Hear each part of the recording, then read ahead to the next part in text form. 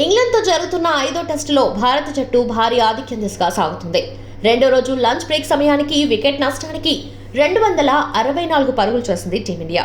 రోహిత్ శర్మ 160 బంతుల్లో 13 ఫోర్లు 3 సిక్సర్లతో 102 చేయగా, శుభ్మన్ గిల్ 142 బంతుల్లో 10 ఫోర్లు 5 సిక్సర్లతో 101 పరుగులు చేశాడు. రోహిత్ శర్మకు అంతర్జాతీయ కెరీర్లో 48వ శతకం. ఇది టెస్టుల్లో 12వ సెంచరీ కాగా, ప్రస్తుత తరంలో విరాట్ కోహ్లీ 80 అంతర్జాతీయ సెంచరీలతో టాప్లో ఉండే డేవిడ్ వార్నర్ 49, రోహిత్ శర్మ 48 సెంచరీలతో మూడో స్థానంలో ఉన్నారు. ఇది 4వ టెస్ట్ సెంచరీ. ఓవరాల్ గా 11వ అంతర్జాతీయ శతకం. ఈ సిరీస్ లో యశస్వి జైస్వాల్ ఇప్పటిదాకా 89 యావరేజ్ తో 712 పరుగులు చేయగా, శుభ్మన్ గిల్ 440+ పరుగులతో అత్యధిక పరుగులు చేసిన రెండో బ్యాటర్ గా నిలిచాడు. ఇప్పటికే ఇంగ్లాండ్ తొలి ఇన్నింగ్స్ స్కోర్ కి 46 పరుగులు ఆధిక్యంలోకి వచ్చేసింది టీమిండియా.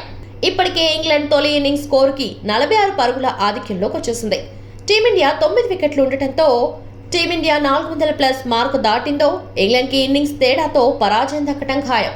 టాస్ గెలిచి బ్యాటింగ్ ఎంచుకున్న ఇంగ్లాండ్ తొలి ఇన్నింగ్స్ లో 218 పరుగులకి ఆల్అౌట్ అయింది. ఓపెనర్ జాక్ క్రావ్లీ 79 పరుగులు చేసి కుల్దీప్ యాదవ్ బౌలింగ్ లో అవుట్ అయ్యారు. Ben Duckett 27, Ollie Pope 11, Joe Root 26, Bairstow 29, Ben Foakes 24, Tom Hartley 6, Shoaib Bashir 11 పరుగులు చేశారు. England captain Ben Stokes, Mark Wood, James Anderson duck out అయ్యారు. భారత బౌలర్లలో కుల్దీప్ యాదవ్ 5 వికెట్లు తీయగా, రవిచంద్రన్ అశ్విన్ 4 వికెట్లు తీశాడు. రవీంద్ర జడేజాకి ఓ వికెట్ దక్కింది.